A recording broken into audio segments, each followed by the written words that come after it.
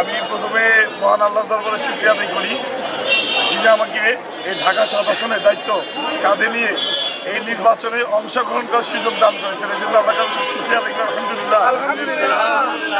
আমি শ্রদ্ধা জানাই যারা বিগত দিনে আন্দোলন সংগ্রাম করতে গিয়ে মামলা হামলা নির্যাতনের শিকার হয়েও যারা ন্যায়ের জন্য আমার পাশে এসে দাঁড়িয়েছে, আমি তাদেরকে ধন্যবাদ জানাই। আমি ধন্যবাদ জানাই আমার এলাকার প্রিয় মা বোন যারা আমার পাশে এসে দাঁড়িয়ে আমাকে সর্বাত্মকভাবে সহানুভূতি প্রকাশ করে আমাকে এই পর্যন্ত এই নির্বাচনের লড়াইয়ে অংশগ্রহণ করার সুযোগ দিয়ে আমাকে বিভিন্নভাবে উৎসাহ উদ্দীপনা দিয়ে যাচ্ছেন।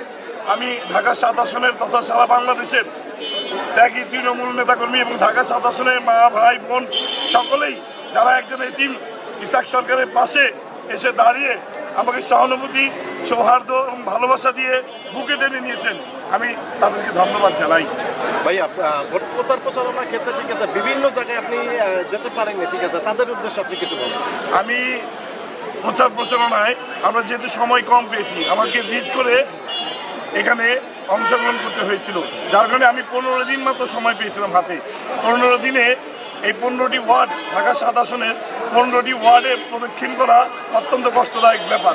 এরপরও আমি যতটুকু সম্ভব আমি ভোটারদের, আমার মা বোনদের দ্বারা গিয়েছি, অত্যন্ত সৌহার্দ্যপূর্ণ ভালোবাসা পেয়েছি এবং ওনাদেরকে আমি ক্ষমাসুন্দর দৃষ্টিতে দেখতে বলেছি যে যেই সমস্ত স্থানে আমরা এখনও যেতে পারিনি সেই সমস্ত স্থানের মা বোন ভাই বোনদেরকে অনুরোধ করব, আমাদের ইচ্ছা থাকা সত্ত্বেও আমাদের উচিত ছিল আপনাদের ঘরে ঘরে গিয়ে আপনাদের কাছ থেকে ভোট প্রার্থনা করা, কিন্তু আমি সময় মতো এবং সময় সংক্ষিপ্ততার কারণে আমি অংশগ্রহণ করতে পারছি না। এই জন্য আপনারা আমাকে আন্তরিকভাবে ক্ষমাসুন্দর দৃষ্টিতে দেখবেন এবং আপনাদের হৃদয়ের যে ভালোবাসা, সহানুভূতি আমার প্রতি রেখেছেন, সেই ভালোবাসা কোনো ক্রমে আপনারা কমতি করবেন না।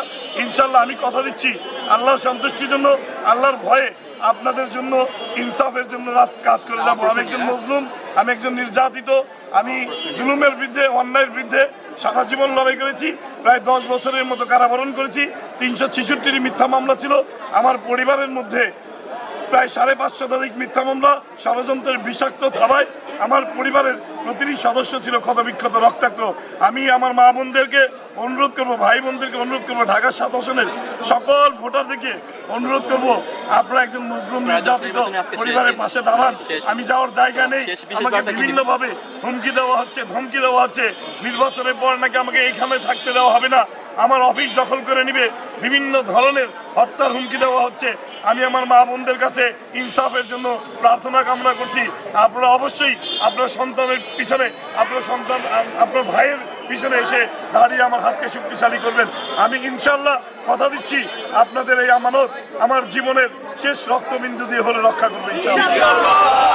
আমরা দীর্ঘদিন, প্রায় 15 দিন আমার মা বোনদের কাছে, ভাই বোনদের কাছে, ভোটারদের কাছে আমরা গিয়েছি।